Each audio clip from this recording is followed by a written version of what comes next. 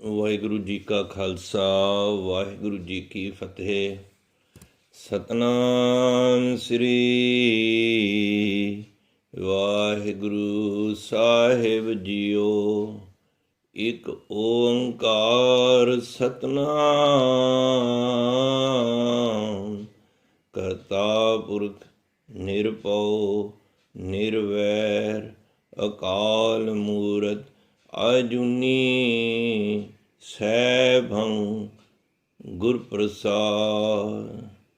ਥਿਰ ਕਰ ਬੈਸੋ ਹਰ ਜਨ ਪਿਆਰੇ, ਸਤਿਗੁਰ ਤੁਮਰੇ ਕਾ ਸਵਾਰੇ। ਦੁਸ਼ਟ ਦੂਰ ਪਰਮੇਸ਼ਰ ਮਾਰੇ, ਜਨ ਕੀ ਪੈ ਰਖੀ ਕਰ ਤਾਰੇ। ਬਾਦਸ਼ਾਹ ਸ਼ਾਹ ਸਵਸ ਕਰ ਦੀਨੇ, ਅੰਮ੍ਰਿਤ ਨਾਮ ਮਹਾਰਸ ਪੀਨੇ। ਬਾਦਸ਼ਾਹ ਸ਼ਾਹ ਸਵਸ ਕਰ ਦੀਨੇ, ਅੰਮ੍ਰਿਤ ਨਾਮ ਮਹਾਰਸ ਪੀਨੇ। ਨਿਰਭਉ ਭਜੋ ਭਗਵਾਨ, ਸਾਧ ਸੰਗਤ ਮਿਲ ਕੀਨੋ ਦਾਨ। ਸ਼ਰਨ ਪਰੇ ਪ੍ਰਭ ਅੰਤਰ ਜਾਮੀ, ਨਾਨਕ ਓਟ ਪ੍ਰਭ ਪਕਰੀ ਸੁਆਮੀ। ਵਾਹਿਗੁਰੂ ਜੀ ਕਾ ਖਾਲਸਾ ਵਾਹਿਗੁਰੂ ਜੀ ਕੀ ਫਤਿਹ। ਸਾਹਿਬ ਸ੍ਰੀ ਗੁਰੂ ਗ੍ਰੰਥ ਸਾਹਿਬ ਮਹਾਰਾਜ, ਜਿਨ੍ਹਾਂ ਦੀ ਅਪਾਰ ਬਖਸ਼ਿਸ਼ ਰਹਿਮਤ ਹੋਈ ਹੈ, ਜੋ ਸਤਿਗੁਰੂ ਨੇ ਸਵਾਸ ਬਖਸ਼ੇ ਹਨ, ਸਤਿਗੁਰੂ ਦਾ ਕੋਟਾਨ ਕੋਟ ਧੰਨਵਾਦ ਸ਼ੁਕਰ ਹੈ। ਜਿਨ੍ਹਾਂ ਵੀ ਰੂਹਾਂ 'ਤੇ ਸਤਿਗੁਰੂ ਨੇ ਅੰਮ੍ਰਿਤ ਵੇਲੇ ਜਗਾ ਕੇ ਕਰ ਇਸ਼ਨਾਨ ਸਿਮਰ ਪ੍ਰਭ ਆਪਣਾ ਮਨ ਤਨ ਭਏ ਅਰੋਗਾ, ਉਹਨਾਂ ਰੂਹਾਂ ਨੇ ਸਤਿਗੁਰੂ ਆਪ ਜੀ ਦੀ ਪਾਵਨ ਪਵਿੱਤਰ ਗੋਦ ਵਿੱਚ ਬੈਠ ਕੇ, ਜੂਮ ਰਾਹੀ ਘਰਾਂ ਦੇ ਵਿੱਚ ਬੈਠ ਕੇ ਅੰਮ੍ਰਿਤ ਵੇਲੇ ਨੂੰ ਸੰਭਾਲਦੇ ਹੋਏ ਨਿਤਨੇਮ ਦੀ ਬਾਣੀਆਂ ਦੇ ਪਾਠ ਸ਼ਬਦ ਕੀਰਤਨ ਵਿੱਚ ਪਾਰਟੀਸਪੇਟ ਕੀਤਾ ਹੈ। ਗੁਰੂ ਮਹਾਰਾਜ ਬਖਸ਼ਿਸ਼ ਕਰਨ। ਆਓ ਕੁਝ ਸਮਾਂ ਚੱਲ ਰਹੀ ਲੜੀਵਾਰ ਸ੍ਰੀ ਜਪਜੀ ਸਾਹਿਬ, ਜੋ 17 ਪੌੜੀਆਂ ਗੁਰੂ ਸਾਹਿਬ ਨੇ ਬਖਸ਼ਿਸ਼ ਕਰਕੇ ਸੇਵਾ ਲਈ ਹੈ, ਮਿਹਰ ਭਰਿਆ ਗੁਰੂ ਸਾਹਿਬ ਹੱਥ ਰੱਖਣ। ਆਓ ਅੱਜ 18ਵੀਂ ਪੌੜੀ ਦੀ ਸਾਂਝ ਅਸੀਂ ਮਿਲ ਬੈਠ ਕੇ ਗੁਰੂ ਬਖਸ਼ੀ ਦੇ ਸਦਕੇ ਕਰਨ ਦਾ ਯਤਨ ਕਰਾਂਗੇ। ਜਿਤਨੇ ਵੀ ਮਾਈ ਭਾਈ ਬੈਠੇ ਹਾਂ, ਕਰੋ ਮਨੋ ਬਿਰਤੀਆਂ ਇਕਾਗਰ। ਆਖੋ ਜੀ ਸਤਨਾਮ ਸ੍ਰੀ ਵਾਹਿਗੁਰੂ। ਅਸੰਖ ਮੂਰਖ ਅੰਧ ਘੋਰ, ਅਸੰਖ ਚੋਰ ਹਰਾਮ ਖੋਰ। ਚੱਲ ਰਹੇ ਲੜੀਵਾਰ ਪ੍ਰਕਰਨ ਸਾਹਿਬ ਸ੍ਰੀ ਗੁਰੂ ਨਾਨਕ ਪਾਤਸ਼ਾਹ ਦੀਨ ਦੁਨੀਆ ਦੇ ਮਾਲਕ ਸੱਚੇ ਪਿਤਾ, ਇਹ ਗਿਣਤੀ ਉਹਨਾਂ ਸ਼ਰੀਰਾਂ ਦੀ ਹੋ ਰਹੀ ਹੈ।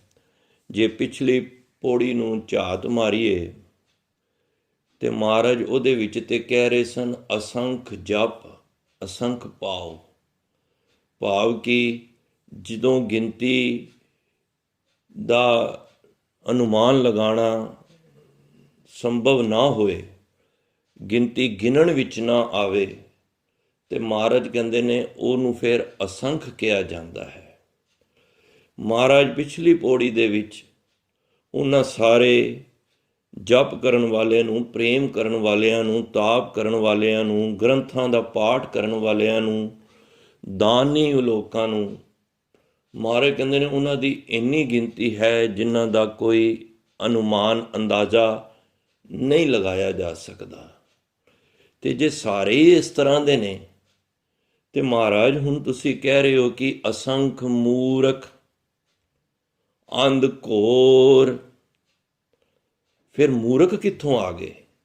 ਜੇ ਸਾਰੇ ਹੀ ਪ੍ਰਮਾਤਮਾ ਦਾ ਨਾਮ ਜਪਣ ਵਾਲੇ ਨੇ, ਤੇ ਇਹਨਾਂ ਦੀ ਵੀ ਗਿਣਤੀ ਤੁਸੀਂ ਅਸੰਖ ਕਹੀਏ, ਇਹ ਵਿਸ਼ਾ ਵਿਚਾਰਨ ਵਾਲਾ ਹੈ। ਜੇ ਇਸ ਗੱਲ ਦੀ ਪਕੜ ਅਸੀਂ ਕਰ ਲਈਏ ਤੇ ਸਾਨੂੰ ਸਮਝਣ ਵਿੱਚ ਔਖਿਆਈ ਨਹੀਂ ਹੋਏਗੀ। ਇਹਦਾ ਮਤਲਬ ਹੈ ਕਿ ਸਿੰਪਲ ਵੇ ਨਾਲ ਅਸੀਂ ਡਬਲ ਰੋਲ ਅਦਾ ਕਰ ਰਹੇ ਹਾਂ। ਪਾਠ ਵੀ ਕਰ ਰਹੇ ਹਾਂ, ਠੱਗੀਆਂ ਵੀ ਮਾਰ ਰਹੇ ਹਾਂ। ਭਾਵ ਕਿ ਧਰਮ ਦੀ ਦੁਨੀਆ ਦੇ ਵਿੱਚ ਵੀ ਹਾਂ ਤੇ ਮਾੜੇ ਕਰਮ ਵੀ ਨਾਲ ਕਰ ਰਹੇ ਹਾਂ। ਇੱਥੇ ਮਹਾਰਾਜ ਕਹਿੰਦੇ ਨੇ ਅਸੰਖਾਂ ਹੀ ਮੂਰਖ ਨੇ। ਮੂਰਖ ਜਿਹੜਾ ਮੂੰਹ ਨੂੰ ਰੱਖ ਕੇ ਗੱਲ ਕਰੇ। ਗੁਰਬਾਣੀ ਪਤਾ ਮੂਰਖ ਕਿਹਨੂੰ ਕਹਿੰਦੀ ਹੈ? ਮਹਾਰਾਜ ਕਹਿੰਦੇ ਨੇ ਮੂਰਖਾਂ ਸਿਰ ਮੂਰਖ ਹੈ ਜੇ ਮੰਨੇ ਨਾਹੀ ਨਾਉ। ਜਿਹੜਾ ਪਰਮਾਤਮਾ ਦੇ ਨਾਮ ਨੂੰ ਨਹੀਂ ਮੰਨਦਾ ਦਰਅਸਲ ਉਹ ਮੂਰਖ ਹੈ। ਹਰ ਕਾ ਨਾਮ, ਮਹਾਰਾਜ ਇੱਕ ਜਗ੍ਹਾ ਤੇ ਕਹਿੰਦੇ ਨਾ, ਹਰ ਕਾ ਨਾਮ ਜਿਨ ਮਨ ਨਾ ਅਰਾਦਾ ਚੋਰ ਕੀ ਨਿਆਈ ਜੰਪੁਰ ਬਾਦਾ। ਜਿਹੜਾ ਪਰਮਾਤਮਾ ਦਾ ਨਾਮ ਨਹੀਂ ਲੈਂਦਾ ਭਾਈ, ਉਹ ਮੂਰਖਾਂ ਸਿਰੇ ਦਾ ਮੂਰਖ ਹੈ, ਅੰਧ ਘੋਰ, ਜਿਹਨੂੰ ਮਹਾ ਮੂਰਖ ਕਹਿੰਦੇ ਨੇ। ਨਾਮ ਇਹਦਾ ਮਤਲਬ ਇਹ ਵੇ ਕਿ ਸਾਰੇ ਨਹੀਂ ਨਾਮ ਜਪ ਰਹੇ, ਸਾਰੇ ਨਹੀਂ ਪ੍ਰੇਮ ਕਰ ਰਹੇ, ਇਹਦੇ ਵਿੱਚ ਮੂਰਖ ਵੀ ਨੇ ਜਿਹੜੇ ਮਨ ਕਰਕੇ ਨਾਮ ਨਹੀਂ ਜਪ ਰਹੇ। ਦੇਖੋ, ਇੱਕ ਬੰਦਾ ਸਵੇਰੇ ਗੁਰਬਾਣੀ ਪੜ੍ਹ ਕੇ, ਨੇਮ ਕਰਕੇ, ਅਰਦਾਸ ਕਰਕੇ ਘਰੋਂ ਨਿਕਲਦਾ, ਆਫਿਸ ਜਾਂਦਾ, ਉੱਥੇ ਰਿਸ਼ਵਤ ਲੈ ਰਿਹਾ, ਉਹਨੂੰ ਕੀ ਕਹੋਗੇ? ਕਰ ਤੇ ਕੰਮ ਚੰਗਾ ਰਿਹਾ ਸਵੇਰੇ, ਪਰ ਜਿੱਥੇ ਨਾਮ ਜਪ ਰਿਹਾ ਉੱਥੇ ਠੱਗੀ ਵੀ ਮਾਰ ਰਿਹਾ। ਘਰ ਬੱਚੇ ਦੀ ਸ਼ਾਦੀ ਹੈ, ਘਰੋਂ ਅਰਦਾਸ ਕਰਕੇ ਬੱਚੇ ਨੂੰ ਘੋੜੀ ਤੇ ਚੜਾਇਆ, ਅਰਦਾਸ ਕੀਤੀ, ਕੰਮ ਧਾਰਮਿਕ ਕੀਤਾ, ਅੱਗੇ ਜਾ ਕੇ ਕੀ ਹੋਇਆ? ਬਰਾਤ ਜਦ ਬੂਹੇ ਤੇ ਗਈ ਤੇ ਫਿਰ ਲਾਲਚ ਦੀ, ਉਹ ਲੋਭ ਦੀ ਲਾਰ ਟਪਕ ਪਈ। ਘਰ ਤੇ ਕੰਮ ਚੰਗਾ ਰਿਹਾ, ਅਰਦਾਸ ਕੀਤੀ ਹੈ, ਦਰਅਸਲ ਇਹ ਡਬਲ ਰੋਲ ਚੱਲ ਰਿਹਾ। ਮਹਾਰਾਜ ਕਹਿੰਦੇ ਨੇ ਇਹ ਨਹੀਂ ਕਿ ਸਾਰੇ ਮੂਰਖ ਨੇ ਜਾਂ ਸਾਰੇ ਜਪਣ ਵਾਲੇ ਨੇ। ਹਰ ਹਰ ਕਰੇ ਨਿਤ ਕਪਟ ਕਮਾਵੇ। ਹਰ ਹਰ ਵੀ ਮੁਖੋਂ ਕਹਿ ਰਿਹਾ ਤੇ ਕਪਟ ਵੀ ਕਮਾ ਰਿਹਾ। ਤੋ ਮਹਾਰਾਜ ਕਹਿੰਦੇ ਨੇ ਉਹ ਮੂਰਖ ਹੈ ਜਿਹੜਾ ਮੂਰਖਾਂ ਸਿਰ ਮੂਰਖ ਹੈ ਜੇ ਮੰਨੇ ਨਾ ਹੀ ਨਾਉ। ਗੁਰਬਾਣੀ ਤੇ ਪਤਾ ਉਹ ਮੂਰਖ ਕਿਹਨੂੰ ਹੀ ਕਹਿੰਦੀ। ਗੁਰੂ ਤੇਗ ਬਹਾਦਰ ਸਾਹਿਬ ਜੀ ਦੀ ਬਾਣੀ ਪੜ੍ਹਦੇ ਹੋ, ਮਾਇਆ ਕਾਰਨ ਧਾਵਈ ਮੂਰਖ ਲੋਕ ਅਜਾਨ। ਦੇਖੋ, ਗੁਰਬਾਣੀ ਤੇ ਮੂਰਖ ਉਹਨਾਂ ਨੂੰ ਵੀ ਕਹਿੰਦੀ ਹੈ ਜਿਹੜੇ ਮਾਇਆ ਦੇ ਪਕੜ ਦੇ ਪਿੱਛੇ ਰੋਜ਼ ਭੱਜੇ ਫਿਰਦੇ ਨੇ। ਮੂਰਖ ਲੋਕ ਅਜਾਨ। ਹੋਰ ਇੱਥੋਂ ਤੱਕ ਗੁਰਬਾਣੀ ਪੜ੍ਹਦੇ ਹੋ, ਕਾਚਾ ਧਨ ਸੰਚੇ ਮੂਰਖ ਗਾਵਾਰ। ਜਿਹੜਾ ਕੱਚਾ, ਕਿਉਂਕਿ ਇਹ ਧਨ ਜਿਹੜਾ ਅਸੀਂ ਇਕੱਠਾ ਕਰ ਰਹੇ ਹਾਂ ਨਾ, ਇਹ ਕੱਚਾ ਹੈ। ਇਹ ਕਰੰਸੀ ਅਸੀਂ ਕਿੱਥੇ ਇਸ ਧਰਤੀ ਤੇ ਚਲਾ ਸਕਨੇ ਹਾਂ ਜਿਹੜੀ ਅਸੀਂ ਇਕੱਠੀ ਕਰ ਰਹੇ ਹਾਂ, ਪਰ ਪਰਮਾਤਮਾ ਦੇ ਘਰ ਇਹ ਕਰੰਸੀ ਨਹੀਂ ਚੱਲਦੀ। ਤਾਂ ਹੀ ਮਹਾਰਾਜ ਨੂੰ ਕਹਿਣਾ ਪਿਆ ਕਾਚਾ ਧਨ ਨੇ। ਕਾਚਾ ਧਨ ਸੰਚੈ ਮੂਰਖ ਗਾਵਾਰ, ਮਨ ਮੁਖ ਭੂਲੇ ਅੰਧ ਗਾਵਾਰ। ਵਿਖਿਆ ਕੇ ਧਨ ਸਦਾ ਦੁਖ ਹੋਏ, ਨਾ ਸਾਥ ਜਾਏ ਨਾ ਪ੍ਰਾਪਤ ਹੋਏ। ਨਾ ਇਹਨੇ ਨਾਲ ਜਾਣਾ, ਨਾ ਇਹਨੂੰ ਅਸੀਂ ਪ੍ਰਾਪਤ ਕਰ ਜਾਣਾ ਹੈ। ਸਾਚਾ ਧਨ ਗੁਰਮਤੀ ਪਾਏ। ਜਿਹੜਾ ਸੱਚਾ ਧਨ ਹੈ ਨਾ, ਜਿਹੜਾ ਤੁਸੀਂ ਜਾਗ ਕੇ ਸਤ ਸੰਗਤ ਕਰਕੇ ਇਹ ਧਨ ਇਕੱਠਾ ਕਰ ਰਹੇ ਹੋ, ਜਿਹੜਾ ਸਾਡੇ ਨਾਲ ਜਾਣਾ ਹੈ। ਤੇ ਮਹਾਰਾਜ ਕਹਿੰਦੇ ਜਿਹੜਾ ਉਹ ਧਨ ਇਕੱਠਾ ਹੀ ਕਰੀ ਜਾ ਰਿਹਾ ਨਾ, ਧਨ ਹੋਣਾ ਮਾੜੀ ਗੱਲ ਨਹੀਂ ਹੈ। ਧਨ ਜੇ ਹਿਰਦੇ ਤੇ ਬਹਿ ਗਿਆ ਆ ਕੇ ਫੇਰ ਮਾੜੀ ਗੱਲ ਹੈ। ਜੇਬ ਤੱਕ ਧਨ ਹੈ ਤੇ ਅੱਛਾ ਹੈ, ਸਿਰ ਤੇ ਚੜ ਗਿਆ ਉਹ ਧਨ ਮਾੜਾ ਹੈ। ਤੋ ਮਹਾਰਾਜ ਕਹਿੰਦੇ ਨੇ ਉਹ ਮੂਰਖ ਨੇ। ਮਾਇਆ ਕਾਰਨ ਧਾਵਈ ਮੂਰਖ ਲੋਕ ਆ ਜਾਣ। ਤੇ ਇੱਥੇ ਮਹਾਰਾਜ ਕਹਿ ਰਹੇ ਨੇ ਅਸੰਖ ਮੂਰਖ ਅੰਧ ਘੋਰ। ਮਹਾਰਾਜ ਫਿਰ ਉਹਨਾਂ ਦੀ ਵੀ ਗਿਣਤੀ, ਹਾਂਜੀ ਮਹਾਰਾਜ ਕਹਿੰਦੇ ਨੇ ਹਾਂ ਉਹ ਵੀ ਮਹਾ ਮੂਰਖ ਨੇ, ਉਹਨਾਂ ਦੀ ਵੀ ਗਿਣਤੀ ਦਾ ਅੰਦਾਜ਼ਾ ਨਹੀਂ ਲਾਇਆ ਜਾ ਸਕਦਾ। ਅਸੰਖ ਚੋਰ ਹਰਾਮ ਖੋਰ। ਦੇਖੋ ਮਹਾਰਾਜ ਕਹਿੰਦੇ ਚੋਰ ਵੀ ਬੜੇ ਨੇ। ਹੁਣ ਗੁਰਬਾਣੀ ਕੋਲੋਂ ਪੁੱਛੀਏ, ਗੁਰਬਾਣੀ ਮਹਾਰਾਜ ਤੁਹਾਡੀ ਨਜ਼ਰਾਂ ਵਿੱਚ ਚੋਰ ਕਿਹੜਾ ਹੈ? ਅਸੀਂ ਤੇ ਇਹ ਸਮਝਦੇ ਹਾਂ ਨਾ, ਕਿਸੇ ਨੇ ਪਾਕਟ ਮਾਰ ਲਈ, ਕਿਸੇ ਦੇ ਘਰ ਜਾ ਕੇ ਕੁਝ ਧਨ ਖੋਹ ਲਿਆ, ਅਸੀਂ ਉਹਨੂੰ ਚੋਰ ਸਮਝਦੇ ਹਾਂ। ਠੀਕ ਹੈ, ਉਹ ਵੀ ਚੋਰ ਹੈ, ਉਹ ਧਨ, ਦੁਨਿਆਵੀ ਧਨ ਚੁਰਾਇਆ ਹੈ। ਗੁਰੂ ਮਹਾਰਾਜ ਕਹਿੰਦੇ ਨੇ, ਤੇ ਤਸਕਰ ਜੋ ਨਾਮ ਨਾ ਲੇਵੇ, ਵਾਸੇ ਕੋਡ ਪੰਚਾਸਾ। ਤੇ ਤਸਕਰ, ਤਸਕਰ ਹੁੰਦਾ ਚੋਰ। ਉਹ ਚੋਰ ਹੈ ਜਿਹੜਾ ਨਾਮ ਨਹੀਂ ਲੈਂਦਾ, ਮੁੱਖੋਂ ਨਹੀਂ ਲੈਣਾ। ਮੁੱਖੋਂ ਤੇ ਦੁਨੀਆ ਲੈ ਰਹੀ ਹੈ। ਰਾਮ ਰਾਮ ਸਭ ਕੋ ਕਹੈ, ਕਈਏ ਰਾਮ ਨਾ ਹੋਏ। ਗੁਰ ਪ੍ਰਸਾਦੀ ਰਾਮ ਮਨ ਵਸੇ, ਤਾਂ ਫਲ ਪਾਵੇਂ ਕੋਏ। ਰਾਮ ਮੁੱਖੋਂ ਕਹਿਣਾ, ਕਵੋ ਮੁੱਖੋਂ, ਪਰ ਕਿੱਥੇ ਹਿਰਦੇ ਵਿੱਚੋਂ ਨਿਕਲ ਜਾਏ, ਉਹ ਨਾਮ ਜਪਣ ਦਾ ਲਾਭ ਹੈ। ਤਾਂ ਹੀ ਮਾਰੇ ਕਹਿੰਦੇ ਨੇ, ਬਾਰੰਬਾਰ ਬਾਰ ਪ੍ਰਭ ਜਪੀਏ, ਪੀ ਅੰਮ੍ਰਿਤ ਇਹ ਮਨ ਧਨ ਤਰਪੀਏ। ਉਸ ਅੰਦਰ ਨੂੰ ਵਸਾਉਣ ਵਾਸਤੇ ਸਾਨੂੰ ਬਾਹਰੋਂ ਮੁੱਖੋਂ ਬਾਰ-ਬਾਰ ਜਪਣਾ ਪਏਗਾ। ਕਬੀਰ ਕੇਸੋ ਕੇਸੋ ਕੂਕੀਏ, ਨਾ ਸੋਈਏ ਆਸਾਰ। ਰਾਤ ਦਿਵਸ ਕੇ ਕੂਕ ਨੇ, ਕਬੂ ਕਹਿ ਸੁਨੇ ਪੁਕਾਰ। ਇਸ ਕਰਕੇ ਤੂੰ ਕੂਕ, ਪਰ ਕਿੱਥੇ ਇਹ ਆ ਜਾਏ ਕਿ ਹਿਰਦੇ ਵਿੱਚੋਂ ਕੂਕਿਆ ਜਾਵੇ। ਤਾਂ ਮਹਾਰਾਜ ਕਹਿੰਦੇ ਨੇ, ਚੋਰ ਵੀ ਐਸੇ ਨੇ ਜਿਨ੍ਹਾਂ ਦੀ ਗਿਣਤੀ ਨਹੀਂ ਦੱਸੀ ਜਾ ਸਕਦੀ। ਹਰਾਮ ਖੋਰ, ਹਰਾਮ ਤੋਂ ਭਾਵ ਕਿਸੇ ਦਾ ਹਰਾਮ ਦਾ ਪੈਸਾ ਆਪਣੇ ਘਰ ਲੈ ਕੇ ਆਉਣਾ, ਠੱਗੀ ਮਾਰ ਕੇ। ਤਾਂ ਮਹਾਰਾਜ ਕਹਿੰਦੇ ਨੇ, ਉਹਨਾਂ ਦੀ ਵੀ ਗਿਣਤੀ ਬੜੀ ਹੈ, ਬਹੁਤ ਹੈ ਗਿਣਤੀ। ਕਰ ਉਹ ਵੀ ਧਾਰਮਿਕ ਕਰ ਰਹੇ ਨੇ, ਪਿਆਰ ਉਹ ਵੀ ਕਰ ਰਹੇ ਨੇ, ਮੁੱਖੋਂ ਪਿਆਰ ਉਹ ਵੀ ਕਰ ਰਹੇ ਨੇ, ਪਰ ਅੰਦਰੋਂ ਇੱਕ ਠੱਗੀ ਮਾਰਨ ਦਾ ਵੀ ਖਾਨਾ ਉਹਨਾਂ ਦੇ ਅੰਦਰ ਹੈ। ਤੋ ਮਹਾਰਾਜ ਕਹਿੰਦੇ ਨੇ, ਅਸੰਖ ਅਮਰ ਕਰ ਜਾਹੇ ਜੋਰ। ਅਮਰ, ਵੈਸੇ ਅਮਰ ਤੇ ਗੁਰਬਾਣੀ ਵਿੱਚ 3 ਰੂਪਾਂ 'ਚ ਅਸੀਂ ਦਰਸ਼ਨ ਕਰ ਲੈਂਦੇ ਹਾਂ। ਅਮਰ ਗੁਰੂ ਅਮਰਦਾਸ ਪਾਤਸ਼ਾਹ ਵਾਸਤੇ ਵੀ ਆਇਆ, ਭਲੇ ਅਮਰਦਾਸ ਗੁਣ ਤੇਰੇ, ਤੇਰੀ ਉਪਮਾ ਤੋਹੇ ਬਣ ਆਵੇ। ਇੱਕ ਅਮਰ ਹੁੰਦਾ ਜਿਹੜਾ, ਜਿਹਨੂੰ ਕਹਿੰਦੇ ਨੇ ਇਹ ਮਰਿਆ ਨਹੀਂ, ਉਹਨੂੰ ਅਮਰ ਕਹਿੰਦੇ ਨੇ। ਇੱਥੇ ਅਮਰ ਤੋਂ ਭਾਵ ਹੈ ਹੁਕਮ ਹੈ, ਅੱਖਰ ਉਹੀ ਹੋਈ ਹੈ, ਉਚਾਰਨ ਉਹੀ ਹੋਈ ਹੈ, ਪਰ ਇਹਦੇ ਨਾਲ ਸ਼ਬਦਾਂ ਦਾ ਕੰਸੈਪਟ ਦੇ ਹਿਸਾਬ ਨਾਲ ਉਹਦੇ ਅਰਥ ਹੁੰਦੇ ਹਨ। ਤਾਂ ਗੁਰੂ ਸਾਹਿਬ ਇੱਥੇ ਕਹਿ ਰਹੇ ਨੇ, ਅਸੰਖ ਅਮਰ ਕਰ ਜਾਹੇ ਜੋਰ। ਕਈ ਲੋਕ ਦੂਜਿਆਂ ਦੇ ਉੱਤੇ ਧੱਕਾ ਕਰਦੇ ਰਹਿੰਦੇ ਨੇ, ਹੁਕਮ ਚਲਾਉਂਦੇ ਰਹਿੰਦੇ ਨੇ।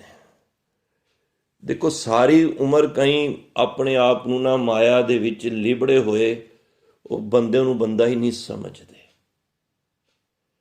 ਉਹ ਧੱਕੇ ਨਾਲ ਹੀ ਕੰਮ ਕਰਦੇ ਨੇ। ਕਈ ਜਗ੍ਹਾ ਕਿੱਥੇ ਦੇਖੋ ਲੜਾਈ ਹੋ ਜਾਏ ਤੇ ਜਿਹੜਾ ਨਾ ਇਹਦਾ ਮਾਇਆ ਦਾ ਨਸ਼ੇ ਵਾਲਾ ਹੁੰਦਾ ਨਾ, ਉਹ ਕਹਿੰਦਾ ਤੂੰ ਮੈਨੂੰ ਜਾਣਦਾ ਨਹੀਂ, ਮੈਂ ਕੌਣ ਹਾਂ। ਉਹ ਕਹਿੰਦਾ ਬਈ ਦੱਸ ਕੌਣ ਹੈ? ਕਹਿੰਦਾ ਤੇਰੇ ਵਰਗਿਆਂ ਨੂੰ ਮੈਂ ਐਵੇਂ ਹੀ ਖਰੀਦ ਲਵਾਂ, ਕਹਿ ਦਿੰਦੇ ਆ ਨਾ ਅਸੀਂ, ਪਰ ਆਪਣਾ ਪਤਾ ਨਹੀਂ। ਕਿਆ ਬਿਸਾਸਾ ਇਸ ਭਾਂਡੇ ਕਾ, ਇੱਕ ਲਗ ਲਾਗੇ ਠਨਕਾ, ਇਤਨਕ ਲਾਗੇ ਠਨਕਾ। ਪਤਾ ਨਹੀਂ ਕਿਸ ਟਾਈਮ ਸਾਨੂੰ ਮੌਤ ਦਾ ਪੈਗਾਮ ਆ ਜਾਏ ਤੇ ਸਾਡੇ ਇਹ ਸਰੀਰ ਭਾਂਡੇ ਦਾ, ਮਿੱਟੀ ਦੇ ਭਾਂਡੇ ਦਾ ਕੀ ਪਤਾ ਲੱਗਣਾ ਹੈ। ਤੇ ਅਸੀਂ ਗੱਲਾਂ ਕਰਨੇ ਆ ਕਿੰਨੀਆਂ ਉੱਚੀਆਂ ਉੱਚੀਆਂ ਕਿ ਤੂੰ ਸਾਨੂੰ ਜਾਣਦਾ ਨਹੀਂ। ਅਰੇ ਤੂੰ ਪਰਮਾਤਮਾ ਦੇ ਘਰ ਕੁਛ ਵੀ ਨਹੀਂ ਹੈ ਜੇ ਤੂੰ ਆਪਣੀ ਮੈਂ ਨੂੰ ਲੈ ਕੇ ਚੱਲ ਰਿਹਾ ਹੈ। ਕਿਉਂਕਿ ਗੁਰੂ ਨੂੰ ਨਾ ਸਾਡੀ ਹਰ ਐਕਟੀਵਿਟੀ ਚੰਗੀ ਲੱਗਦੀ ਹੈ, ਗੁਰੂ ਨੂੰ ਸਾਡੀ ਮੈਂ ਨਹੀਂ ਚੰਗੀ ਲੱਗਦੀ। ਹਰ ਜੀਓ ਅਹੰਕਾਰ ਨਾ ਭਾਵਈ, ਵੇਦ ਕੂਕ ਸੁਣਾਵੇ।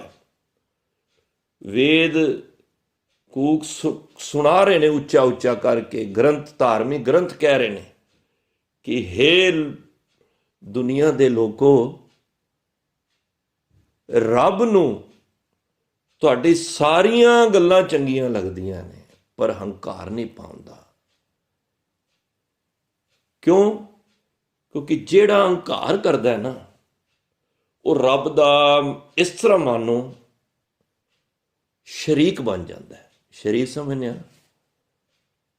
ਗੁਰਬਾਣੀ 'ਚ ਇੱਕ ਜਗ੍ਹਾ ਪੰਕਤੀ ਆਉਂਦੀ, ਗੁਰੂ ਗ੍ਰੰਥ ਸਾਹਿਬ ਦੇ ਬੋਲ ਨੇ, ਜੇ ਕੋ ਬਹੁਤ ਕਰੇ ਅਹੰਕਾਰ, ਧਿਆਨ ਨਾਲ ਸਰਵਣ ਕਰੋ, ਜੇ ਕੋ ਬਹੁਤ ਕਰੇ ਅਹੰਕਾਰ, ਖਿਨ ਮੈਂ ਰੁਲਤਾ ਖਾਕੂ ਨਾਲ। ਉਹ ਖਿਨ ਭਰ ਵਿੱਚ, ਮਿੱਟੀ ਦੇ ਵਿੱਚ ਖਾਕੂ ਹੁੰਦਾ, ਮਿੱਟੀ ਦੇ ਵਿੱਚ ਮਿਲਦਿਆਂ ਉਹਨੂੰ ਦੇਰ ਨਹੀਂ ਲੱਗਣੀ, ਕਿਉਂਕਿ ਅਹੰਕਾਰ ਪ੍ਰਭੂ ਪਰਮਾਤਮਾ ਨੂੰ ਨਹੀਂ ਪਾਉਂਦਾ। ਰੱਬ ਤੇ ਨਿਮਰਤਾ ਨੂੰ ਦੇਖਦਾ ਹੈ। ਆਪਸ ਕੋ ਜੋ ਜਾਣੇ ਨੀਚਾ, ਸੌ ਗਣੀਏ ਸਭ ਤੇ ਉੱਚਾ। ਦੇਖੋ, ਰੱਬ ਨੂੰ ਪਾਣਾ ਨਾ ਬੜਾ ਸੌਖਾ ਤਰੀਕਾ ਹੈ। ਰੱਬ ਇਸ ਤਰ੍ਹਾਂ ਮੰਨੋ, ਭਗਤ ਕਬੀਰ ਜੀ ਦਾ ਇੱਕ ਸ਼ਬਦ ਆਉਂਦਾ ਨਾ, ਰੱਬ ਹੈਗਾ ਖੰਡ, ਚੀਨੀ, ਸ਼ੂਗਰ ਕਹਿ ਲਓ। ਤੇ ਜੇ ਚੀਨੀ, ਉਦਾਹਰਨ ਦੇ ਕੇ ਕਹਿ ਰਹੇ ਨੇ, ਜੇ ਚੀਨੀ ਰੇਤ ਵਿੱਚ ਮਿਲ ਜਾਏ ਤੇ ਅਸੀਂ ਹੁਣ ਚੁਣਨੀ ਹੈ। ਰੱਬ ਹੈ ਖੰਡ, ਜੇ ਖੰਡ ਦੇ ਦਾਣੇ ਰੇਤ ਵਿੱਚ ਮਿਲ ਜਾਣ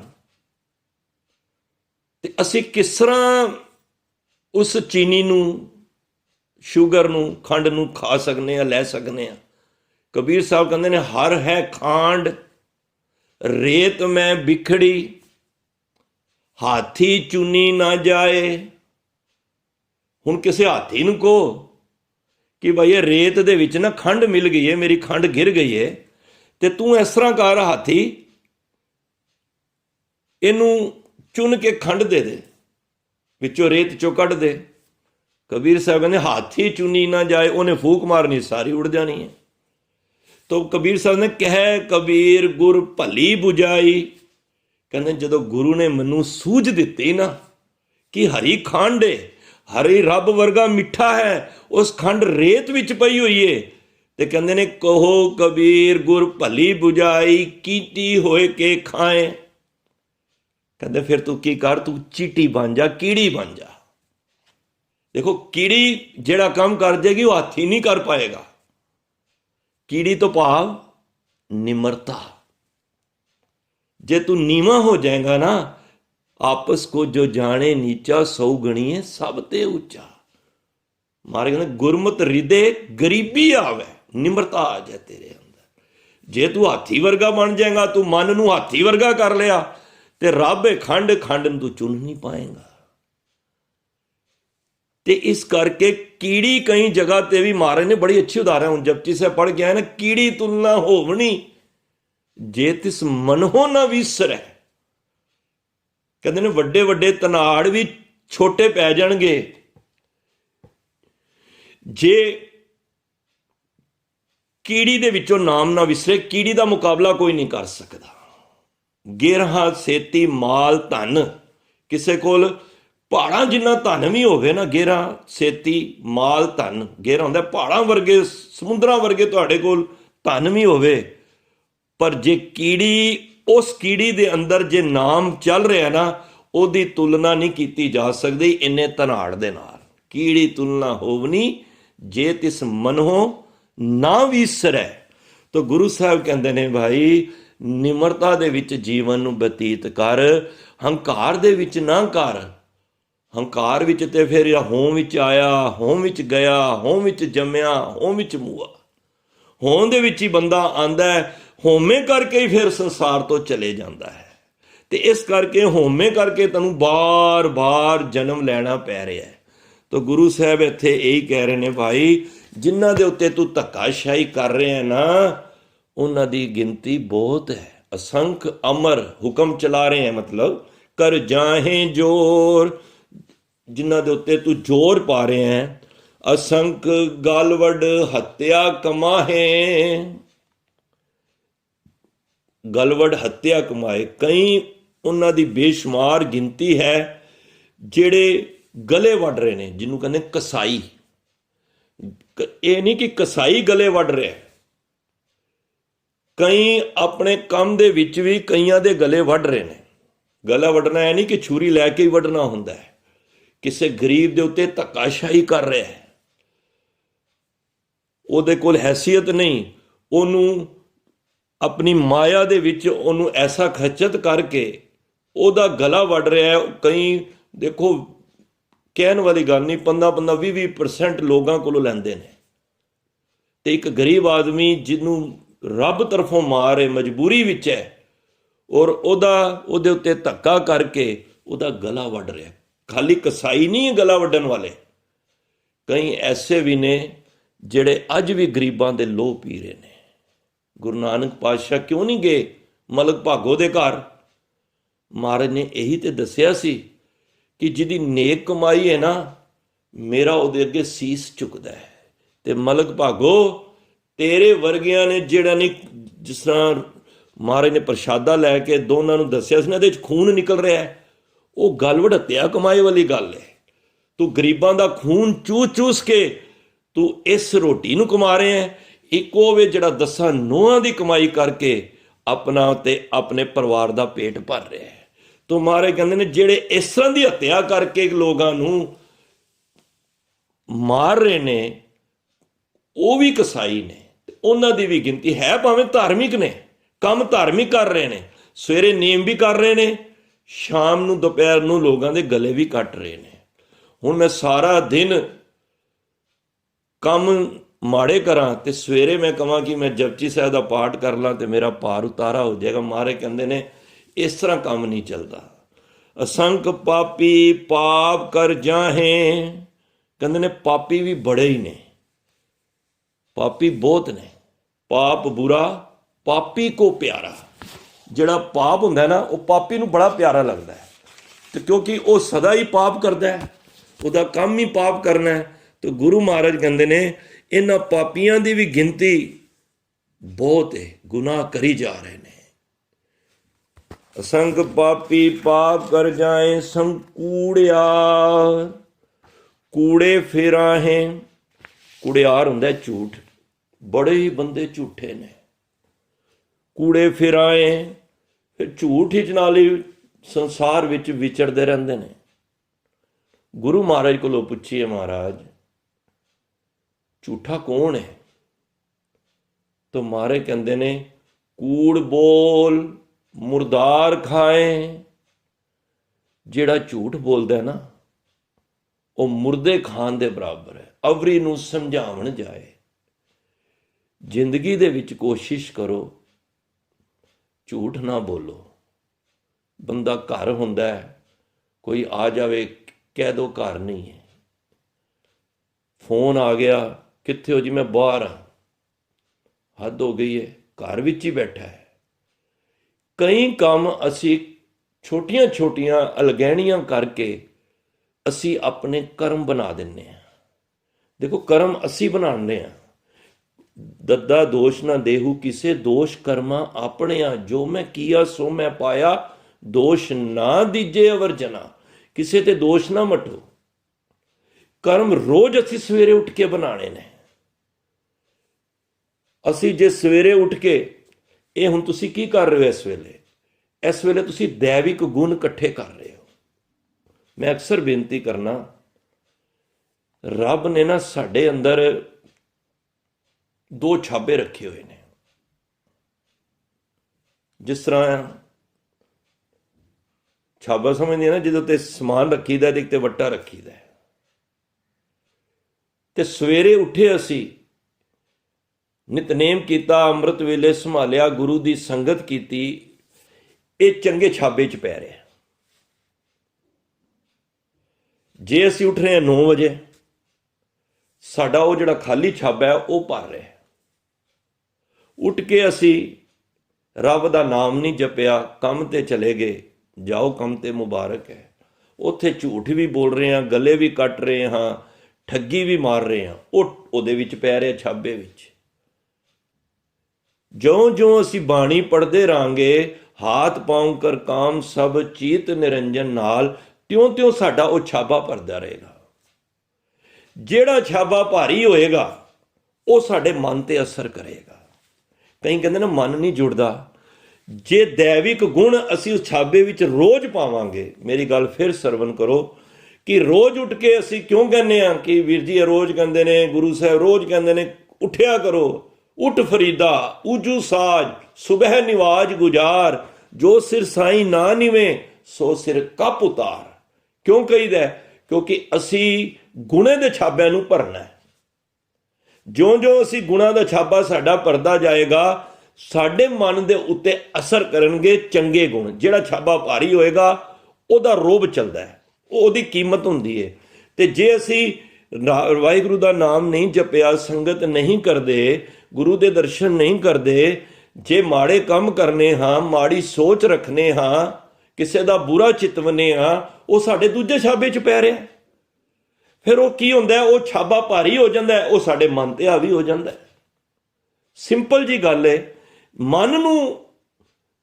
ਮਨ ਕੀ ਹੈ? ਮਨ ਇਹ ਵਿਚਾਰਾਂ ਦਾ ਸੰਗ੍ਰਹਿ ਹੈ। ਮਨ ਕੁਛ ਨਹੀਂ ਹੈ। ਮਨ ਕੋਈ ਤੁਸੀਂ ਕਹੋ ਕਿ ਅਲਟਰਾਸਾਊਂਡ ਵਿੱਚ ਆ ਜਾਏ ਜਾਂ ਕੋਈ ਬਈ ਮਨ ਮੇਰਾ ਬੜਾ ਉਦਾਸ ਹੈ ਤੇ ਮੈਂ ਕਿਸੇ ਡਾਕਟਰ ਕੋਲੋਂ ਟੈਸਟ ਕਰਾ ਲਾਂ ਤੇ ਮੇਰੇ ਉਹਦੇ ਵਿੱਚ ਸਕੈਨ ਵਿੱਚ ਆ ਜਾਏਗਾ, ਕੋਈ ਅਲਟਰਾਸਾਊਂਡ ਵਿੱਚ ਨਹੀਂ, ਕਿਤੇ ਨਹੀਂ ਆਏਗਾ। ਕਿਉਂਕਿ ਮਨ ਨੇ ਸਾਡੇ ਵਿਚਾਰਾਂ ਦਾ ਇੱਕ ਸੰਗ੍ਰਹਿ।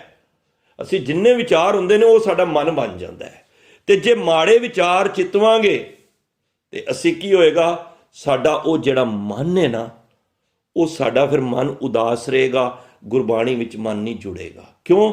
ਕਿਉਂਕਿ ਉਹਦੇ ਉੱਤੇ ਅਸੀਂ ਸਾਰਾ ਵਜਨ ਨਾ ਵਿਕਾਰਾਂ ਦਾ ਪਾ ਦਿੱਤਾ ਹੈ। ਤਾਂ ਗੁਰੂ ਸਾਹਿਬ ਕਹਿੰਦੇ ਨੇ ਉੱਠ ਕੇ ਸਵੇਰੇ ਸਭ ਤੋਂ ਪਹਿਲਾਂ ਇਸ ਛਾਬੇ ਨੂੰ ਭਰ। ਤੁਸੀਂ ਸਵੇਰੇ ਉੱਠਦੇ ਹੋ, ਘਰ ਸਫਾਈਆਂ ਸਫੂਈਆਂ ਕਰੀ ਦੀਆਂ ਨਾ ਘਰ ਦੀਆਂ, ਤੇ ਕਦੀ ਮਨ ਦੀ ਸਫਾਈ ਕੀਤੀ? ਇਸ ਛਾਬੇ ਨੂੰ ਹੀ ਭਰਨ ਦਾ ਯਤਨ ਕੀਤਾ? ਅਸੀਂ ਪੁਰਾਣੇ ਵਿੱਚ ਹੀ ਸਭ ਕੁਝ ਪਾਈ ਜਾ ਰਹੇ ਹਾਂ। ਫਿਰ ਕਹਿੰਦੇ ਮਨ ਨਹੀਂ ਜੁੜਦਾ। ਭਲਿਆ ਮਨ ਨੂੰ ਖੁਰਾਕ ਤੇ ਤੂੰ ਦਿੱਤੀ ਨਹੀਂ ਉਹ ਵਾਲੀ। ਤਾਂ ਗੁਰੂ ਸਾਹਿਬ ਇੱਥੇ ਹੀ ਕਹਿ ਰਹੇ ਨੇ ਅਸੀਂ ਝੂਠ ਬੋਲ ਬੋਲ ਕੇ ਅਸੀਂ ਸੰਸਾਰ ਵਿੱਚ ਐਵੇਂ ਝੂਠ ਬੋਲੀ ਜਾ ਰਹੇ ਹਾਂ। ਝੂਠ ਬੋਲੋ। ਹੁਣ ਦੇਖੋ ਝੂਠ ਉਹਨਾਂ ਨੇ ਵੀ ਬੋਲਿਆ ਸੀ। ਨਬੀ ਖਾਂ ਗਨੀ ਖਾਂ ਨੇ ਵੀ ਝੂਠ ਬੋਲਿਆ ਸੀ। ਝੂਠ ਹੀ ਬੋਲਿਆ ਸੀ ਨਾ। ਕੌਣ ਹੈ? ਉੱਚ ਦਾ ਪੀਰ ਨੇ, ਹੈਗੇ ਤੇ ਕੋਈ ਗੁਰੂ ਸਾਹਿਬ ਤੇ ਗੁਰੂ ਗੋਬਿੰਦ ਸਿੰਘ ਮਹਾਰਾਜ ਸਨ, ਉਹ ਝੂਠ ਪ੍ਰਵਾਨ ਹੈ। ਤੇ ਹਾਲਾਂਕਿ ਗੰਗੂ ਨੇ ਸੱਚ ਬੋਲਿਆ ਸੀ ਕਿ ਸਾਹਿਬਜ਼ਾਦੇ ਸਾਡੇ ਘਰ ਵਿੱਚ ਨੇ, ਹੈ ਸੱਚ ਹੈ, ਪਰ ਉਹ ਸੱਚ ਝੂਠ ਤੋਂ ਵੀ ਜ਼ਿਆਦਾ ਸੀ। ਉਹ ਕਰਮ ਬਣ ਗਿਆ। ਤਾਂ ਜਿੱਥੇ ਕਿਸੇ ਦਾ ਫਾਇਦਾ ਹੋ ਰਿਹਾ ਹੋਵੇ, ਜੇ ਕਿਸੇ ਨੂੰ ਕਿਸੇ ਦੀ ਲਾਜ ਬਚ ਰਹੀ ਹੋਵੇ, ਕਿਸੇ ਦੀ ਜਾਨ ਬਚ ਰਹੀ ਹੋਵੇ, ਉੱਥੇ ਝੂਠ ਬੋਲਣਾ ਵੀ ਉਹ ਸੱਚ ਤੋਂ ਉੱਚਾ ਹੈ। ਬੋਲੀਏ ਸੱਚ ਧਰਮ, ਝੂਠ ਨਾ ਬੋਲੀਏ, ਗੁਰੂ ਸਾਹਿਬ ਕਹਿੰਦੇ ਨੇ।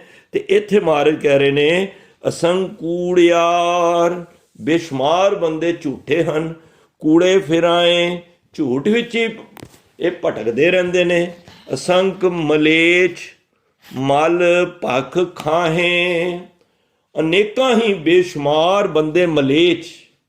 ਮਲੇਛ ਹੁੰਦਾ ਹੈ, ਇਹਨੂੰ ਸੰਧੀ ਵਿਛੇਦ ਕਰੀਏ ਤੇ ਮਲ ਹੁੰਦਾ ਮੈਲ ਹੋ ਗਈ, ਮੈਲੀ ਇੱਛਾ ਵਾਲੇ ਮਲੇਛ ਕਹਿੰਦੇ ਨੇ ਉਹਨੂੰ। ਮਲੇਛ ਮਲ ਭਖ ਖਾਏ, ਜੋ ਕਿ ਇਹ ਗੰਦਗੀ ਖਾਂਦੇ ਨੇ। ਦੇਖੋ ਇੰਨਾ ਸਾਡਾ ਨਾ ਮੂੰਹ ਗੰਦਗੀ ਨਹੀਂ ਖਾਂਦਾ ਜਿੰਨੀਆਂ ਰੋਜ਼ ਸਾਡੀਆਂ ਅੱਖਾਂ ਗੰਦ ਖਾ ਜਾਂਦੀਆਂ ਨੇ। ਜਦੋਂ ਕਿਸੇ ਦਾ ਰੂਪ ਦੇਖਦੇ ਆ ਨਾ ਤੇ ਮਨ ਵਿੱਚ ਗੰਦੇ ਵਿਚਾਰ ਚੱਲਦੇ ਨੇ ਨਾ, ਤੇ ਅੱਖਾਂ ਵੀ ਇਹ ਖਾ ਜਾਂਦੀਆਂ ਨੇ। ਜਦੋਂ ਕਿਸੇ ਦੀ ਅਸੀਂ ਨਿੰਦਾ ਇਸ ਮੂੰਹ ਤੋਂ ਕਰਨੇ ਆ, ਉਹ ਵੀ ਗੰਦ ਹੀ ਖਾ ਰਹੇ ਆ। ਜੇ ਕਿਸੇ ਦਾ ਮੁੱਖੋਂ ਕਿਸੇ ਬਾਰੇ ਮਾੜਾ ਬੋਲ ਰਹੇ ਆ, ਦੇਖੋ ਫੁੱਲ ਨੂੰ ਕੰਡਾ ਕਹਿਣਾ ਇਹ ਨਿੰਦਾ ਹੈ, ਤੇ ਕੰਡੇ ਨੂੰ ਫੁੱਲ ਕਹਿਣਾ ਇਹ ਉਸਤਤ ਹੈ। ਗੁਰੂ ਸਾਹਿਬ ਕਹਿੰਦੇ ਤੂੰ ਦੋਨੋਂ ਨਹੀਂ ਕਰਨੀਆਂ। ਤੂੰ ਕਿਸੇ ਦਾ ਗੰਦ ਤੂੰ ਨਹੀਂ ਚੁੱਕਣਾ। ਦੇਖੋ ਮੇਰਾ ਆਪਣਾ ਗੰਦ ਹੋਵੇ ਤੇ ਠੀਕ ਹੈ, ਮੈਂ ਮਹੱਲੇ ਦਾ ਗੰਦ ਚੁੱਕ ਕੇ ਆਪਣੇ ਘਰ ਲਿਆਵਾਂ ਤੇ ਸਾਨੂੰ ਕੋਈ ਸਿਆਣਾ ਨਹੀਂ ਕਹੇਗਾ। ਕੋਈ ਲੈ ਕੇ ਆਂਦਾ ਗੰਦ, ਜਦੋਂ ਗੰਦ ਸਫਾਈ ਹੁੰਦੀ ਹੈ ਘਰ ਦੀ, ਅਸੀਂ ਕੂੜੇ ਘਰ ਹੀ ਸੁੱਟਣੇ ਆ ਨਾ। ਬਦਕਿਸਮਤੀ ਸਾਡੀ ਏ, ਅਸੀਂ ਬਾਹਰ ਦਾ ਕੂੜਾ ਚੁੱਕ ਕੇ ਆਪਣੇ ਘਰ ਵਿੱਚ, ਸ਼ਰੀਰ ਰੂਪੀ ਘਰ ਦੇ ਵਿੱਚ ਪਾਈ ਜਾਂਦੇ ਹਾਂ। ਜਿੱਥੇ ਰੱਬ ਬੈਠਾ ਹੈ ਉੱਥੇ ਅਸੀਂ ਮਲ ਰੱਖ ਦਿੱਤਾ ਹੈ। ਤੇ ਫਿਰ ਅਸੀਂ ਕਹਿੰਦੇ ਹਾਂ ਰੱਬਾ ਸਾਨੂੰ ਤੂੰ ਦਰਸ਼ਨ ਨਹੀਂ ਦੇ ਰਿਹਾ, ਪ੍ਰਗਟ ਨਹੀਂ ਹੋ ਰਿਹਾ। ਰੱਬ ਪ੍ਰਗਟ ਕਿੱਥੋਂ ਹੋਏਗਾ? ਕੂੜਾ ਕਬਾੜ ਤੇ ਪਹਿਲਾਂ ਹੀ ਇਹਦੇ ਅੰਦਰ ਪਾ ਰੱਖਿਆ ਹੈ, ਪਹਿਲਾਂ ਇਹਦੀ ਸਫਾਈ ਕਰ। ਤਾਂ ਗੁਰੂ ਸਾਹਿਬ ਕਹਿੰਦੇ ਨੇ ਅਨੇਕਾਂ ਹੀ ਬੰਦੇ ਇਹ ਗੰਦ ਵੀ ਖਾ ਰਹੇ ਨੇ, ਕਿਸੇ ਦੀ ਨਿੰਦਾ ਕਰ ਰਹੇ ਨੇ। ਉਹ ਮਹਾਰਾਜ ਅੱਗੇ ਦੱਸ ਰਹੇ ਨੇ ਅਸੰਖ ਨਿੰਦਕ ਸਿਰ ਕਰਹਿ ਭਾਰ, ਅਨੇਕਾਂ ਹੀ ਨਿੰਦਕ ਨੇ ਜੋ ਲੋਕਾਂ ਦੀ ਨਿੰਦਾ ਕਰ ਕਰਕੇ ਆਪਣੇ ਸਿਰ ਭਾਰ ਰੱਖਦੇ ਪਏ ਨੇ। ਮਹਾਰਾਜ ਤੇ ਕਹਿੰਦੇ ਨਿੰਦਾ ਭਲੀ ਕਿਸੇ ਕੀ ਨਾਈ, ਤੂੰ ਕਿਸੇ ਦੀ ਵੀ ਨਾ ਕਰ। ਮਨ ਮੁਖ ਮੁਗਧ ਕਰੇ, ਮੂੰਹ ਕਾਲੇ ਤਿੰਨਾ ਨਿੰਦਕਾਂ, ਨਰਕੇ ਘੋਰ ਪਵਨ। ਜਿਹੜਾ ਕਿਸੇ ਦੀ ਨਿੰਦਾ ਕਰਦਾ ਹੈ ਨਾ, ਉਹ ਸਮਝ ਲਓ ਨਰਕਾਂ ਦਾ ਭਾਗੀ ਬਣਦਾ ਹੈ। ਨਿੰਦਾ ਭਲੀ ਕਿਸੇ ਕੀ ਨਾਈ, ਮਹਾਰਾਜ ਕਹਿੰਦੇ ਕਿਸੇ ਦੀ ਵੀ ਨਿੰਦਾ ਨਾ ਕਰ। ਦੇਖੋ ਕਬੀਰ ਸਾਹਿਬ ਸਨ ਨਾ, ਸਾਰੀ ਉਮਰ ਰੋਏ ਨਹੀਂ, ਪਰ ਇੱਕ ਦਿਨ ਬੜਾ ਰੋ ਰਹੇ ਸਨ। ਤੇ ਆਸ-ਪਾਸ ਦੇ ਬੰਦੇ ਆ ਗਏ, ਕਬੀਰ ਸਾਹਿਬ ਤੁਸੀਂ ਕਦੀ ਅੱਜ ਤੱਕ ਰੋਏ ਨਹੀਂ, ਅੱਜ ਕਿਉਂ ਰੋ ਰਹੇ ਹੋ? ਬੜਾ ਸੁੰਦਰ ਜਵਾਬ ਦਿੱਤਾ ਕਬੀਰ ਸਾਹਿਬ ਨੇ। ਕਹਿੰਦੇ ਅੱਜ ਮੇਰਾ ਪੜੋਸੀ ਮਰ ਗਿਆ। ਕਹਿੰਦੇ ਪੜੋਸੀ ਮਰ ਗਿਆ, ਤੁਹਾਡੇ ਕਈ ਘਰ ਦੇ ਬੰਦੇ ਗਏ, ਰਿਸ਼ਤੇਦਾਰ ਗਏ, ਤੁਸੀਂ ਰੋਏ ਨਹੀਂ, ਅੱਜ ਕਿਉਂ ਰੋ ਰਹੇ ਹੋ? ਅੱਜ ਪੜੋਸੀ ਮਰਨ ਕਰਕੇ ਰੋ ਰਹੇ ਹੋ? ਕਹਿੰਦੇ ਨੇ ਹਾਂ, ਇਹ ਸਭ ਤੋਂ ਜ਼ਿਆਦਾ ਮੇਰਾ ਭਾਰ ਗੰਦ ਇਹੀ ਚੁੱਕਦਾ ਸੀ, ਨਿੰਦਾ ਮੇਰੀ ਇਹੀ ਕਰਦਾ ਸੀ, ਇਹੀ ਲੋਕਾਂ ਨੂੰ ਕਬੀਰ ਬਾਰੇ ਗਲਤ ਦੱਸਦਾ ਸੀ। ਅੱਜ ਮੈਂ ਤਾਂ ਰੋ ਰਿਹਾ ਹਾਂ ਕਿ ਮੇਰੀ ਨਿੰਦਾ ਕੌਣ ਕਰੇਗਾ। ਦੇਖੋ ਕੋਈ ਨਿੰਦਾ ਕਰ ਰਿਹਾ ਹੋਵੇ ਨਾ, ਸਮਝੋ ਕਿ ਤੁਹਾਡਾ ਗੰਦ ਹੈ ਨਾ ਘਰ ਦਾ, ਉਹ ਚੁੱਕ ਰਿਹਾ। ਨਿੰਦਾ ਹਮਰੀ ਪ੍ਰੇਮ ਪਿਆਰ, ਕਬੀਰ ਸਾਹਿਬ ਕਹਿੰਦੇ ਨੇ ਨਿੰਦਾ ਹਮਰਾ ਕਰੇ ਉਧਾਰ। ਦੇਖੋ ਜੇ ਕੋਈ ਤੁਹਾਡੀ ਨਿੰਦਾ ਕਰ ਰਿਹਾ ਨਾ ਤੇ ਤੁਹਾਡਾ ਭਲਾ ਹੋ ਰਿਹਾ ਜੇ, ਬਲਕਿ ਤੁਸੀਂ ਗੁੱਸੇ 'ਚ ਨਾ ਜਾਓ। ਕੋਈ ਮੇਰੀ ਨਿੰਦਾ ਕਰ ਰਿਹਾ ਨਹੀਂ ਜੀ, ਇਸ ਤਰ੍ਹਾਂ ਕਰਦੇ ਨੇ, ਇਸ ਤਰ੍ਹਾਂ, ਅੱਛੀ ਗੱਲ ਹੈ। ਮੈਨੂੰ ਕਹਿੰਦੇ ਫਲਾਣੇ ਬੰਦੇ ਨੇ ਤੁਹਾਡੇ ਬਾਰੇ ਇਹ ਕਿਹਾ, ਮੈਂ ਕਿਹਾ ਅੱਛੀ ਗੱਲ ਹੈ, ਮੇਰੇ ਬੜੇ ਪਾਪ ਨੇ। ਉਹ ਮੇਰਾ ਤੇ ਸਭ ਤੋਂ ਵੱਡਾ ਮਿੱਤਰ ਹੀ ਹੋਈ ਹੈ। ਜਿਹੜਾ ਯੈਸ ਮੈਨ ਹੁੰਦਾ ਨਾ, ਉਹ ਵੱਡਾ ਦੁਸ਼ਮਣ ਹੁੰਦਾ ਹੈ। ਜਿਹੜੀ ਤੁਹਾਡੀ ਹਰ ਗੱਲ ਨੂੰ ਹਾਂ ਕਰੀ ਜਾ ਰਿਹਾ, ਭਾਵੇਂ ਗਲਤ ਵੀ ਹੈ, ਪਰ ਸਹੀ ਤੁਹਾਡਾ ਮਿੱਤਰ ਉਹੀ ਜੇ ਜਿਹੜੀ ਤੁਹਾਡੀ ਨਿੰਦਾ, ਜਿਹੜਾ ਮਿੱਤਰ ਤੁਹਾਨੂੰ ਮੌਕੇ ਤੇ ਕਹੇ ਕਿ ਭਾਈ ਤੂੰ ਇੱਥੇ ਗਲਤ ਹੈ। ਮਿੱਤਰ ਉਹ ਨਹੀਂ ਹੁੰਦਾ ਕਿ ਉਹਦੀ ਗਲਤ ਦੇ ਨਾਲ ਵੀ ਹਾਂ ਭਰੇ। ਮਿੱਤਰ ਉਹ ਵੇ ਜਿਹੜਾ ਉਹਨੂੰ ਗਲਤੀ ਤੇ ਸੁਚੇਤ ਕਰ ਦੇ। तो कबीर साहब ने जन कबीर को निंदा सार, निंदक डूबा हम उतरे पार। निंदा कर करके पड़ोसी ते डुब गया, असी पार हो गए। तो प्यारिओ, ना असी किसी दी निंदा करनी है ते ना निंदा सुननी है। ते जे कोई तुहाडी कर रहा है ते समझो कि तुहाडे चंगे कर्म ने और तुहाडे कर्म अच्छे बन रहे ने, तुहाडा भार ते ओ ला रहा है। इधर तुसी गुरबाणी पढ़ रहे हो, उधर तुहाडे निंदा हो रही है, तुहाडा भार वैसे ही उतर रहा है। तो गुरु साहब कहते ने उन्हां दी भी जिहड़ी निंदा करन वालियां दी भी जिहड़ी गिणती है ना, संख निंदक सिर कर है पार, वो बेअंत है और वो पापां दा बोझ लैके नाल चलदे रहिंदे ने। अरदास करो दास दी भी अपनी भी कि सतगुरु रहमत करो, इस रसना तो तुहाडी उस्तत निकले, तुहाडी सिफत निकले, किसे बारे निंदा नहीं करे। पता भी लग जाए किसे बारे तो कोशिश करो उस निंदा नूं उछालो ना, क्योंकि किचड़ विच जदों भी तुसी पत्थर मारोगे ना तो सब तो पहला साडे अपने ही कपड़े गंदे होणगे। तो इस करके वो निंदा कर रहा ना, उहदा कर्म है। जे तू निंदा ओदी फिर तू शुरू कर दिती, तेरे और उहदे विच कोई फर्क नहीं रहेगा। तो गुरु साहब कहते ने इस करके इन्हां निंदकां दी भी गिनती संसार विच तमाम है, बहुत ज़्यादा है। ਉਹੀ ਬੰਦੇ ਨੇ कर पाठ भी रहे ने, मुखों हरी हरी भी कह रहे ने, पर नाल नाल निंदा भी करी जा रहे ने। तो महाराज कहते ने नानक नीच कहै विचार। देखो इत्थे एक मिनट मैं रुक के, नानक कक्का सब जगह मुक्ता जे। जपजी साहिब विच दो जगह ते कक्के दे थले औंकड़ आएगी, एक इत्थे आई है ते एक सोदर दी पौड़ी ते आएगी। तो महाराज इहदा कक्के तो जिहड़ी औंकड़ आई है ना, वैसे नानक शब्द एक कवि दी छाप है, गुरु नानक पातशाह दी बाणी। इत्थे कक्के नूं जिहड़ा औंकड़ लग गया ना, उचारण विच नानक ही है, पर इहदा भाव है कि नानक अपने आप नूं कह रहे हैं। ये व्याकरण संबंधित है। महाराज कह रहे नानक अपने आप नूं नीच, नीच नूं चच्चे नूं औंकड़ है। बई ਆਪਣੇ ਆਪ ਨੂੰ ਨੀਵਾਂ। ਇਹ ਦੇਖੋ ਗੁਰੂ ਸਾਹਿਬ ਦੀ ਨਿਮਰਤਾ ਹੈ, ਕਿਉਂਕਿ ਬਾਣੀ ਹੁਣ ਮੈਂ ਪੜਾਂਗਾ ਨਾ, ਮੇਰੇ ਤੇ ਆਪੇ ਢੁਕ ਜਾਏਗੀ। ਗੁਰੂ ਸਾਹਿਬ ਨੇ ਇਸ਼ਾਰਾ ਕਿਸੇ ਵੱਲ ਉਂਗਲ ਕਰਕੇ ਇਹ ਨਹੀਂ ਕਿਹਾ ਤੂੰ ਨੀਚੇ, ਮਹਾਰਾਜ ਨੇ ਕਿਹਾ ਮੈਂ ਨੀਚ ਹਾਂ। ਤੇ ਜਦੋਂ ਬਾਣੀ ਪੜਾਂਗਾ ਮੈਂ ਕਵਾਂਗਾ, ਉਹ ਮੇਰੇ ਤੇ ਆਪੇ ਢੁਕ ਜਾਏਗੀ। ਤਾਂ ਗੁਰੂ ਸਾਹਿਬ ਇੱਥੇ ਕਹਿ ਰਹੇ ਨਾਨਕ ਨੀਚ, ਆਪਣੇ ਆਪ ਨੂੰ ਨੀਚ ਨੀਵਾਂ ਹੋ ਕੇ, ਇਹ ਨਿਮਰਤਾ ਦੀ ਨਿਸ਼ਾਨੀ ਹੈ ਗੁਰੂ ਸਾਹਿਬ ਦੀ। ਇਹ ਨਹੀਂ ਕਿ ਗੁਰੂ ਸਾਹਿਬ ਕੋਈ ਇਸ ਤਰ੍ਹਾਂ ਦੇ ਕੋਈ ਕਾਰਜ ਕੀਤੇ ਨੇ, ਨਹੀਂ। ਗੁਰੂ ਸਾਹਿਬ ਪਰਮਾਤਮਾ ਦੇ ਘਰ ਵਿੱਚ ਇਤਨਾ ਨੀਵਾਂ ਹੋਣ ਕੇ ਆਪਣੇ ਆਪ ਨੂੰ ਸੰਬੋਧਿਤ ਕਰ ਰਹੇ ਨੇ। ਨਾਨਕ ਨੀਚ ਕਹੈ ਵਿਚਾਰ, ਇਹ ਨਾਨਕ ਨੀਚ, ਇਹ ਜਿਹੜੀਆਂ ਤੇਰੀਆਂ ਵਿਚਾਰਾਂ ਕੀਤੀਆਂ ਨੇ, ਮੈਂ ਕੀ ਕਰ ਸਕਦਾ? ਮੈਂ ਨਹੀਂ ਕਰ ਸਕਦਾ, ਮੈਂ ਤੇ ਬਹੁਤ ਹੀ ਨੀਵਾਂ ਬੰਦਾ ਵਾਂ। ਵਾਰੀਆਂ ਨਾ ਜਾਵਾਂ ਇੱਕ ਵਾਰ, ਮੈਂ ਕੀ ਵਿਚਾਰ ਕਰਾਂ? ਮੈਂ ਤੇਰੇ ਤੋਂ ਇੱਕ ਵਾਰ ਵੀ ਕੁਰਬਾਨ ਨਹੀਂ ਜਾ ਸਕਦਾ, ਮੇਰੇ 'ਚ ਕੋਈ ਪਾਇਆ ਨਹੀਂ ਹੈ। ਕਿਉਂ? ਕਿਉਂਕਿ ਇਸ ਕਰਕੇ ਪਰਮਾਤਮਾ ਮੈਂ ਤੁਹਾਡੇ ਚਰਨਾਂ ਵਿੱਚ ਅਰਦਾਸ ਬੇਨਤੀ ਕਰ ਰਿਹਾ। ਗੁਰੂ ਨਾਨਕ ਪਾਤਸ਼ਾਹ ਕਹਿੰਦੇ ਨੇ ਜੋ ਤੁਧ ਭਾਵੈ, ਭਾਵੇ ਨਹੀਂ ਪੜਨਾ, ਜੋ ਤੁਧ ਭਾਵੈ ਸਾਈ ਭਲੀ ਕਾਰ। ਹੇ ਪਰਮਾਤਮਾ, ਜੋ ਤੈਨੂੰ ਚੰਗਾ ਲੱਗਦਾ ਨਾ ਤੂੰ ਉਹੀ ਕਰ। ਸਾਈ ਭਲੀ ਕਾਰ, ਉਹੀ ਕੰਮ ਚੰਗਾ ਹੈ। ਪਰਮਾਤਮਾ ਜਦੋਂ ਵੀ ਕੋਈ ਕਾਰਜ ਕਰੇ ਨਾ, ਤੁਹਾਡੇ ਘਰ ਹੀ ਦੁੱਖ ਸੁੱਖ ਆਏ, ਉਹਨੂੰ ਇਹੀ ਕਰੋ, ਪਰਮਾਤਮਾ ਤੂੰ ਚੰਗਾ ਕੀਤਾ ਹੈ।